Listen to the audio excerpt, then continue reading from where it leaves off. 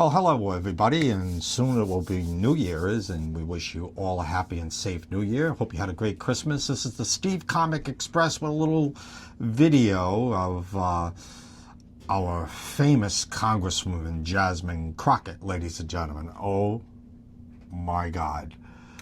Let's talk about Jasmine Crockett, folks. Here's a woman who has two personalities, two voices, one acting like she's from the hood. Of course, it's a woman who's had a silver spoon in her mouth, and now that she's running, and I hate to even say it, running for Senate, ladies and gentlemen. Can you imagine this? Running for Senate. And she is a hot mess. Here's a woman, and I wrote my notes down here, and please forgive me if I'm looking over. I just don't want to miss my notes. Here's a woman. She already knows everything there is she needs to know about Washington and how it works, right, folks? Just ask her. Her confidence isn't something she lacks. If anything, she's overflowing with it. Folks, it's like a river. It's like the oceans have expanded. And here's this woman walks right on the scene, ladies and gentlemen, according to her recent profile. Oh, yes, that's right. According to her recent profile, she's still fuming over being passed over for the leadership role in that, chairing the House Oversight Committee. Her own Black caucus, ladies and gentlemen, backed someone else. Gee, I wonder why. And it wasn't the Republicans who shut the door, folks. It was her own caucus who shut the door on her. And Crockett, yep, she took that personally, like she does everything else, right, folks? Took it real personally. She made it clear she believes she's the most qualified candidate for that powerful seat. And here's her reasoning. I had to write her quote. I have to quote her now. I've got to be accurate. This is social media. And here's her reasoning. Get ready, folks. Ready for this? There's only one clear person in the race that has the largest social media following. That's right. She said that. It's not about experience, ladies and gentlemen. Not about seniority. We're not there a long time. It's not about even legislative wins or just followers, folks. That's what it is. It's the followers. So apparently in her mind, Congress works like TikTok now. And if it's like the views aren't high enough, you're automatically qualified to run the Oversight Committee of the federal government if your views are right up there to the sky, touching the moon, Mars, and all the planets in the solar system. Folks, let me tell you something. Then came this interview with Catherine Ramble on the weekend show of MSNBC, or is it Ms. Now? The cable channel in transition. If it was a male, no longer. It's now Ms. Now. So we're happy for you. You've transitioned into the female world of being a cable station. And there was a softball question, and she bombed it. She bombed it. She was on that show with Catherine Ramble. She bombed it. Folks, watch this awkward exchange. Congresswoman, I'm so glad you brought up policy. I went back and I watched your launch speech about your campaign for Senate, and a lot of it was talking about the back and forth with Trump and other people who have put you down over the years. But there really wasn't that much about policy, so I want to give you the opportunity now to talk a little bit about that. Affordability is on everyone's minds. You talked about extending the ACA subsidies. Can you give us, a couple of other examples of policies that you would fight for to help Texans, your constituents, on affordability issues if you were granted a seat in the Senate? Yeah, so first of all, I think we need to raise the minimum wage.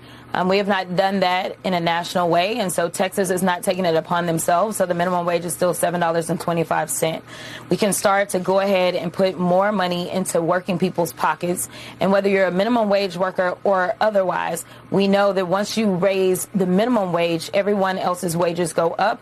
We know that costs are going up to the extent that we know that when people were showing up in those food lines as the president was sending $40 billion over to Argentina instead of making keep making sure that people that are supposed to get their SNAP benefits had their money, we know that there were a lot of working class people.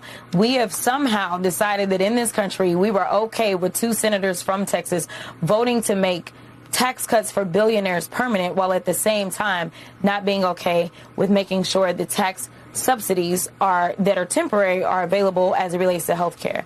We also know that we are in Texas and we do trading big. We are one of the largest trading states in this entire world. And with that, we know that we are experiencing record bankruptcies from a lot of our small businesses because of the tariff policies that this president has decided he wanted to implement. It is time to rein him in. It is time to implement some sort of checks and balances because he has exceeded his power. We also know that ultimately, when I came down to making this decision, the Senate is the one that actually has oversight over the Supreme Court. It is time for us to actually exercise some oversight. And this is the only court, the highest court in the land. It's the only one that does not have any type of ethics that they have to follow. I think that we need to look at that. In addition to the fact, anyone who gets a lifetime appointment has to go through the Senate. And so it's time for us to make sure that we have someone who has been in those courtrooms and can make sure that the right judges are on the benches. Did you like that? Wasn't that a lot of fun? Oh, yeah. Did you get a policy? Did you get a policy from her? No, we hate the Supreme Court. We hate Trump. We hate this. Where's the policy? A matter of fact, ladies and gentlemen, where's the policy with any of the Democrats other than hate Trump, hate everything that's gone? They don't have a policy, folks. Look, listen to me. They have only hate to run on. The party's so divided. So divided. Are they socialists? Are they communists? Are they Marxists? Are they moderate? Are they progressive? What are they? They're all over the place, folks. All over the place. And there's Jasmine Crockett, who has 2 personalities, ladies and gentlemen. 2. The gangbanger living in the hood, or the one she now is invoking because we had to get rid of gangbanger woman.